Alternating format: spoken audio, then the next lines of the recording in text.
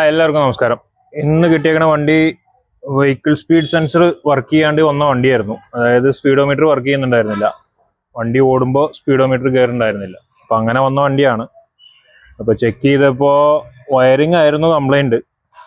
ഇത് 3 വയർ വരുന്നുണ്ട്. അതിൽ 3 വയറിൽ ഒരെണ്ണം 12 വോൾട്ട് വരും, ഇത് എർത്ത് വരും, ഇത് ECM സിഗ്നലാണ്, അതായത് സ്പീഡോമീറ്ററിലേക്ക് പോകുന്ന സിഗ്നലാണ്. അപ്പോൾ ഇത് ചെക്ക് ചെയ്യണ വിധം എന്ന് വെച്ചിട്ടുണ്ടെങ്കിൽ പ്രോബ് ഗ്രൗണ്ടിൽ വയ്ക്കുക, ബാറ്ററിക്ക് പ്രോബ്, എന്നിട്ട് ഇഗ്നീഷൻ ഓൺ ചെയ്യണം. അപ്പോൾ ഇതിൽ 12.2 വോൾട്ട് കാണിക്കും, അത് ബാറ്ററി വോൾട്ട് കാണിക്കേണ്ടതാണ്, അത് കാണിക്കുന്നുണ്ട്. അതേമാതിരി തന്നെ സെൻറ്ററിൽ നമ്മളിത് നെഗറ്റീവ് പ്രോബ് പോസിറ്റീവിൽ വയ്ക്കുക, ടെസ്റ്റർ ഇതിൽ വയ്ക്കുക, ഇതിലും നെഗറ്റീവ് ഗ്രൗണ്ട് ഓക്കെയാണ്. ഇതിൽ നേരത്തെ ഇത് കാണിക്കുന്നുണ്ടായിരുന്നില്ല, അത് വയർ ഷോർട്ടായിരുന്നു, വയർ കട്ടായി പോയിരിക്കുന്നു. അപ്പോൾ അത് ക്ലിയർ ചെയ്തു, അത് ക്ലിയർ ചെയ്ത് ഇപ്പോൾ അത് ഓക്കെ ആയിട്ടുണ്ട്. ഇത് വരുന്ന സിഗ്നലാണ്. സിഗ്നലിൽ ഈ പറഞ്ഞ മാതിരി വലിയ ഇത് കാണില്ല. മൾട്ടിമീറ്റർ വെച്ച് ചെക്ക് ചെയ്യുകയാണെന്നുണ്ടെങ്കിൽ മാക്സിമം ഒരു 4 പോയിന്റ് സംതിങ് കാണിക്കും വോൾട്ട്. അപ്പോൾ കാണുമെന്ന് എനിക്കറിയില്ല, ചെറിയൊരു ഇതുണ്ട്.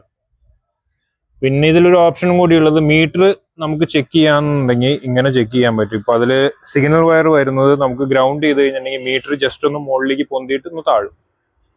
വല്ലാണ്ട് നേരം വെക്കരുത്, ചെറിയൊരു നേരം വെച്ച് അതിപ്പോൾ കാണിച്ചു തരാം. ഇതിപ്പോൾ ഞാനിവിടെ ഗ്രൗണ്ട് കൊടുത്തിട്ടുണ്ട് സിഗ്നൽ വയറിൽ. ആ സിഗ്നൽ വയറിലേക്ക് ഗ്രൗണ്ട് ചെയ്ത് കഴിഞ്ഞിട്ടുണ്ടെങ്കിൽ മീറ്റർ ഇഗ്നീഷൻ ഓൺ ചെയ്ത് കഴിഞ്ഞാൽ ഇനിയിപ്പോൾ അവിടെ ചെന്ന് നോക്കി കഴിഞ്ഞാൽ അറിയാൻ പറ്റും.